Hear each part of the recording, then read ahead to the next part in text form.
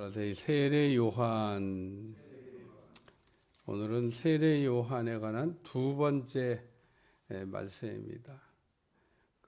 내일 세례 요한에 관한 말씀을 한 번 더 다루면 세례 요한이 사역할 때 있었던 그 내용에 관한 말씀을 이제 마치게 되겠는데, 누가는 그 세례 요한의 사역이 언제 어디서 어떻게 시작됐냐라는 얘기를 그 당시에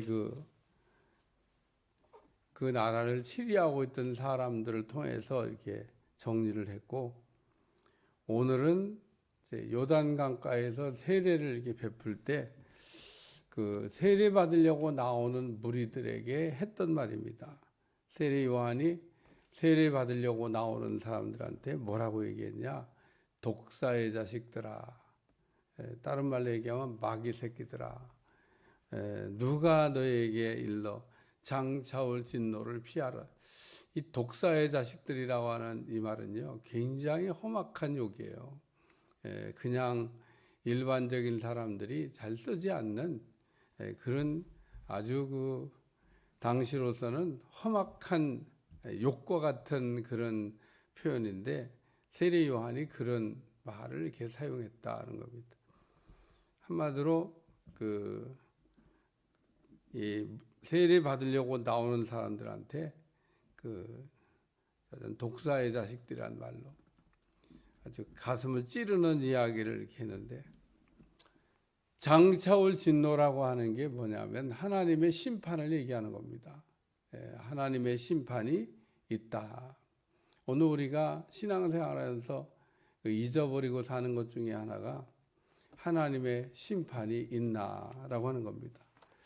장차올 심판이라고 하는 것은 하나님의 그 무서운 심판이 있다고 하는 그 내용인데, 오늘 우리가 믿음 생활하면서 하나님의 심판이 없는 것처럼 우리가 그냥 편안하게 살고 있는데, 우리는 다 하나님 앞에 가서 심판을 받아야 돼요.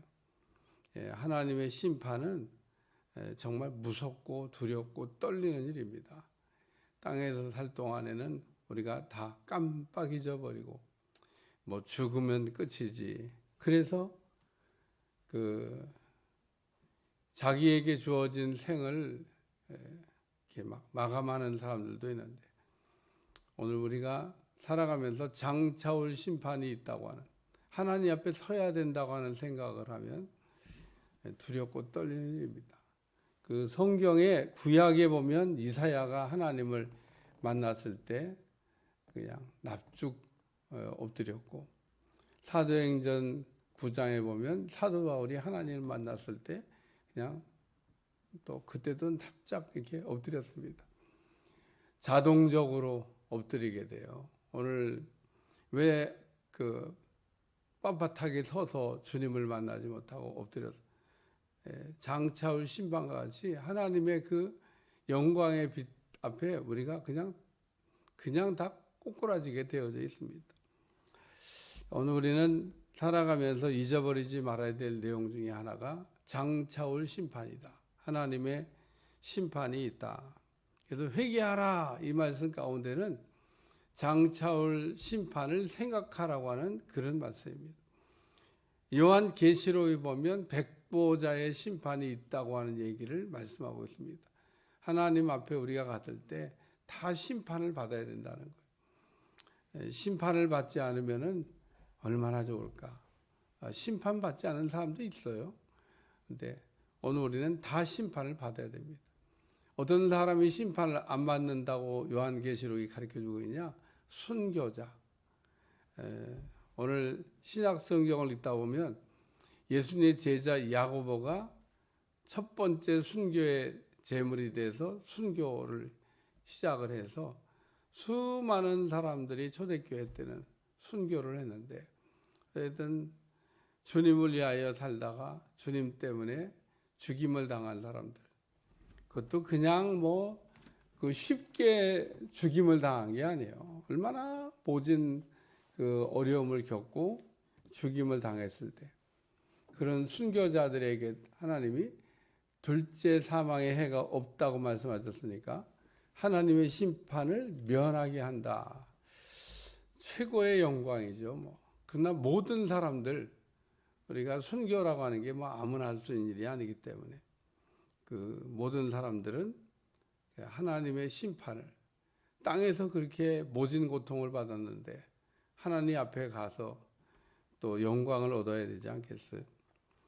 오늘 그래서 이 장차올 하나님의 심판을 누가 피하라 하더냐 그러면서 그 회개에 합당한 열매를 맺고 속으로 아브라함이 우리 조상이라 말하지 말라 그러면서 그 장차올 심판을 피하려면 진짜 회개를 해야 된다 그런 얘기입니다.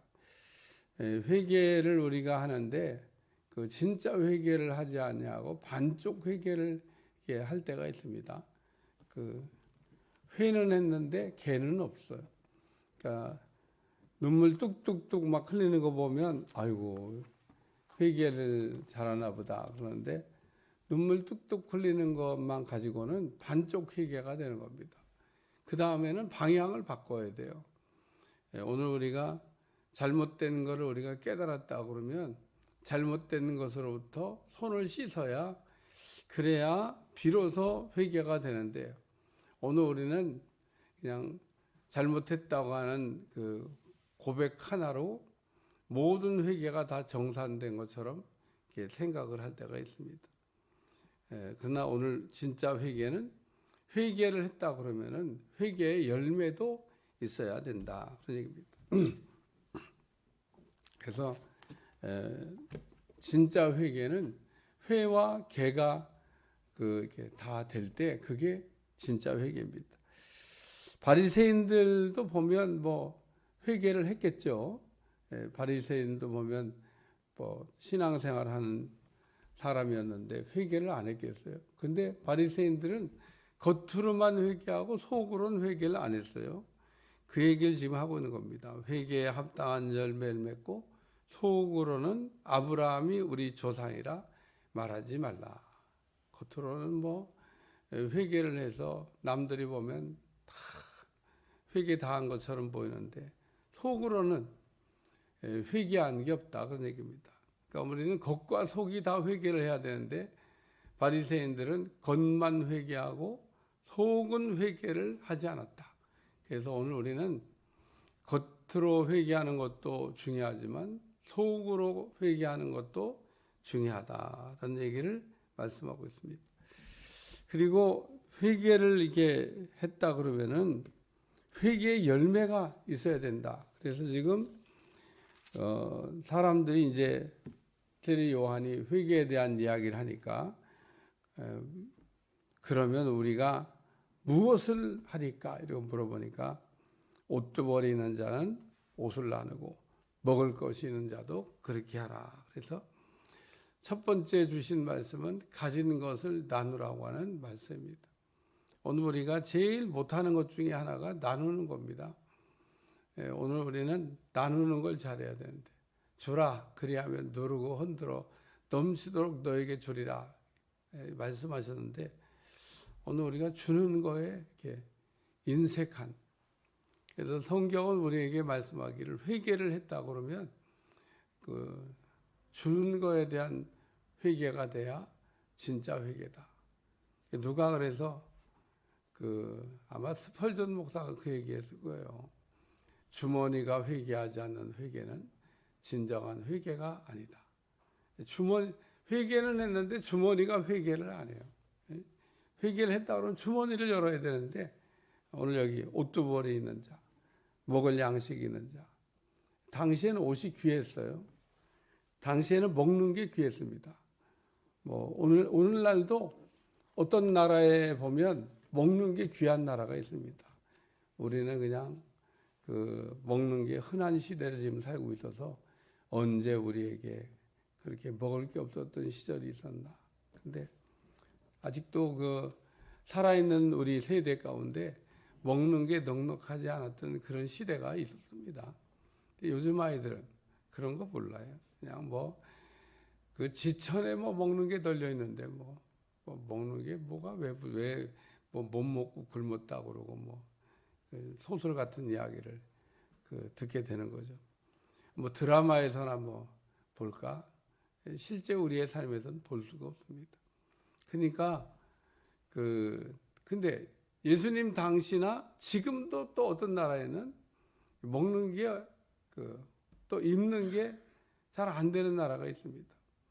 우리나라에서 입던 옷들 혹은 뭐 우리나라에서 어떤 옷을 만드는 그런 어떤 데서 이렇게 옷을 이렇게 기부를 해가지고 그 옷 가지고 이렇게 나가잖아요. 어떤 나라는요 난리가 난답니다. 우리나라는 갖다 줘도 거들떠도 안 봐요. 이게 이렇게 아유 뭐 마음에 안 드네. 그리고 그러니까 우리는 옷이 막 흔한 그리고 그냥 좀 이따 실증 나면 갖다 버리는 시대를 살고 있지만 옷이 없는 나라도 있어요. 먹는 게 없는 나라도 있습니다. 그러니까 지금 같은 시대에도 그런 일이 벌어져서 참 이게 어떤 나라에 가면 먹는 것조차도 해결이 안 돼요. 그런 사람에게 옷이 두 벌 있으면 나누고 또 양식이 있으면 나누고 그게 진짜 회개다. 두 번째는 세리에 대한 얘기인데 세리는 정당한 세금만 걷어라. 그게 회개다. 그래서 누가복음 19장에 보면 오늘 여기 세리에 대한 얘기가 나. 누가복음 19장에 보면 누가가 삭개오 얘기를 써놨습니다. 다른 데 있냐? 다른 데 없습니다. 누가가 그 세리장 삭개오의 회개한 이야기를 아주 자세하게 기록해 놓고 있는데 뭐 19장 말씀 생각할 때 한 번 더 다루겠습니다만은 어쨌든 누가가 지금 쓰고 있는 관점 세리가 회개를 하면 하나님이 받으시나? 유대인들이 생각할 때는 이해가 안 되는 얘기입니다. 세리가 무슨 회개를 해? 세리가 인간도 아닌데 세리는 인간이 아닙니다. 짐승보다도 못하게 생각했던 게 세리입니다. 아주 악한 사람의 대명사 세리. 세리 그러면은 죄인도 아니에요. 아주 악한 사람들의 대명사인데 그 세리들이 지금 세례를 받으려고 나와갖고 그럼 우리는 어떻게 해야 돼요? 정당한 부과된 세금만 걷어라. 세리가 그렇게 하는 게 쉬울까? 세리가 그렇게 하면요 꼭 굶어 죽을 것 같아요. 남들 보면 다 그냥 부정한 방법으로 그 재산을 축적해서 부자가 되고 있는데 내가 이렇게 뭐 정당하게 산다고 뭐 되나? 진짜 회개는 오늘 삶이 변해야 된다는 얘기를 지금 하고 있는 겁니다. 그러니까 세리들에게 회개를 하려면 네 삶부터 정리를 해야 된다. 뭐 그 얘기를 지금 말씀하고 있죠. 세 번째는 군인들이 물었습니다. 우리는 무엇을 할까요? 했더니 강탈하지 말고 거짓 고발하지 말고 금료를 족한 줄로 알라. 그러면서 군인들에게는 남의 것 강탈하지 말라고. 옛날 전쟁은 강탈하러 가는 겁니다. 군인들이 그래서 전쟁을 좋아했던 이유는 이기면 마음대로 강탈할 수 있으니까 뭐든지 가져도 돼. 옛날 전쟁 보면은 저 성을 정복하면 다 니들 거다. 그러니까 막 죽기 살기 들어가는 겁니다. 이기기만 하면 저 성에 있는 건 다 우리 거니까. 그리고 또 점령한 사람들이 그냥 마음껏 강탈하게 냅둬요. 그냥 뭐 무슨 짓을 하든 뭐. 그러니까 얼마나 성 안에서 옛날 전쟁이 끝나고 나면 참 뭐 어려운 일들이 많이 발생했겠어요. 그러니까 군인들이 하는 일이 그거예요. 강탈하는 거. 남의 집에 들어가서 전쟁에 이기면 다 내 거야. 그 집에 있는 게 사람이든 뭐 물건이든 다 내 거야. 그게 전쟁입니다. 근데 군인 보고 그런 거 하지 말라고 지금 얘기하는 겁니다. 강탈. 그러면 전쟁 뭐하래? 전쟁 강탈하러 가는 건데 남의 거 빼앗으러 가는 건데 군인 보고 너희들은 강탈하지 마. 그리고 거짓 고발하지 마. 또 금료.